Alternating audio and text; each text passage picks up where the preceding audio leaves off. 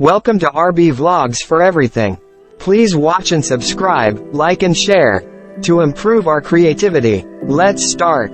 ബാബയുടെ മറ്റ് കഥകളിലേക്ക് മടങ്ങാൻ. ഷിർദിയിൽ മൊഹ്ദിൻ തമ്പോലി എന്നൊരു ഗുസ്തിക്കാരൻ ഉണ്ടായിരുന്നു. ബാബയും അവനും ചില കാര്യങ്ങളിൽ യോജിച്ചില്ല, അവർ തമ്മിൽ വഴക്കുണ്ടായി. ഇതിൽ ബാബ പരാജയപ്പെട്ടു. ഇതിനുശേഷം ബാബ വസ്ത്രധാരണവും ജീവിതരീതിയും മാറ്റി. അവൻ ഒരു കഫനി, ഒരു ലാങ്കോട്ട്, അരക്കെട്ട് ധരിച്ച് ഒരു തുണി കൊണ്ട് തല മറച്ചു.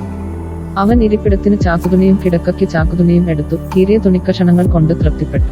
അദ്ദേഹം എപ്പോഴും പറയാറുണ്ടായിരുന്നു, രാജാവിനേക്കാൾ നല്ലത് ദാരിദ്ര്യമാണ്, ആധിപത്യത്തെക്കാൾ നല്ലത്.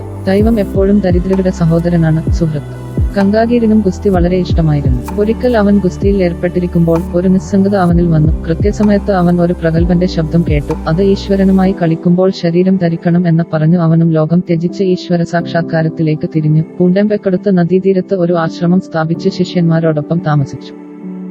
സായിബാബ ആളുകളുമായി ഇടകലർന്ന് സംസാരിച്ചിരുന്നില്ല. ചോദിച്ചപ്പോൾ മാത്രം മറുപടി പറഞ്ഞു. പകൽ സമയത്ത് അവൻ എപ്പോഴും ഒരു വേപ്പ മരത്തിന്റെ ചുവട്ടിൽ ഇരുന്നു, ചിലപ്പോൾ ഗ്രാമത്തിന്റെ പ്രാന്തപ്രദേശത്തുള്ള അരുവിക്കടുത്തുള്ള ഒരു ബാബൂട്ട് മരത്തിന്റെ തണലിൽ.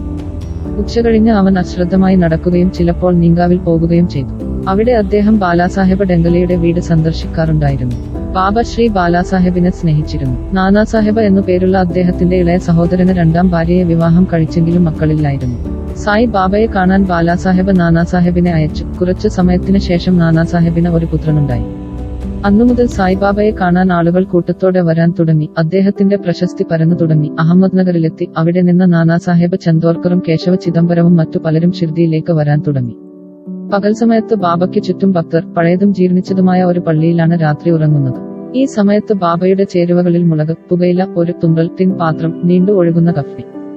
അവരുടെ തലയ്ക്ക് ചുറ്റും ഒരു തുണിക്കഷണവും ഒരു സത്തയും ചെറിയ വടി അടങ്ങിയിരുന്നു. അത് അവർ എപ്പോഴും അവരോടൊപ്പം സൂക്ഷിക്കുന്നു. തലയിലെ വെളുത്ത തുണിയുടെ കഷ്ണം പായ്ച്ച മുടി പോലെ കെട്ടി ഇടത് ചെവിയിൽ നിന്ന് പുറകിലേക്ക് ഒഴുകുന്നു. ആഴ്ചകളായി ഇത് കഴുകിയിട്ടില്ല. ചെരിപ്പും ധരിച്ചിരുന്നില്ല. ഒരു കഷണം ചാക്കായിരുന്നു മിക്ക ദിവസവും അവന്റെ ഇരിപ്പിടം. അവൻ ഒരു കമർബന്ധം, അര തുണി പാന്റ് ധരിച്ചിരുന്നു. തണുപ്പ് ഒഴിവാക്കാൻ അദ്ദേഹം എപ്പോഴും ഒരു തുണി. വിശുദ്ധ അഗ്നി തെക്ക് അഭിമുഖമായി ഇരുന്നു. ഇടതുകൈ ഒരു മരത്തടിയിൽ ചാരി. ആ പുകയിൽ അവൻ ഒരു യാഗമായി അർപ്പിച്ചു. അഹംഭാവവും ആഗ്രഹങ്ങളും എല്ലാ ചിന്തകളും എപ്പോഴും പറഞ്ഞു, അല്ലാഹു മാലിക്, ദൈവം മാത്രമാണ് ഉടമ. അദ്ദേഹം ഇരുന്നിരുന്ന മസ്ജിദിന് 2 മുറികളുടെ വലിപ്പമേ ഉണ്ടായിരുന്നുള്ളൂ. അവിടെ എല്ലാ ഭക്തജനങ്ങളും വന്ന് അദ്ദേഹത്തെ കാണാറുണ്ടായിരുന്നു. 1912 AD ശേഷമാണ് മാറ്റം സംഭവിച്ചത്.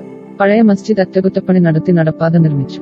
ബാബ ഈ മസ്ജിദിൽ വരുന്നതിനു മുമ്പ് തകിയ എന്ന സ്ഥലത്ത് അദ്ദേഹം വളരെക്കാലം താമസിച്ചിരുന്നു. അവിടെ ബാബ തന്റെ കാലിൽ ഗുംഗൂർ, ചെറിയ മണികൾ ഉപയോഗിച്ച് മനോഹരമായി നൃത്തം ചെയ്തു. Please subscribe, like and share. RB Vlogs for everything. Follow on blog, Facebook and Instagram for help us to improve our creativity.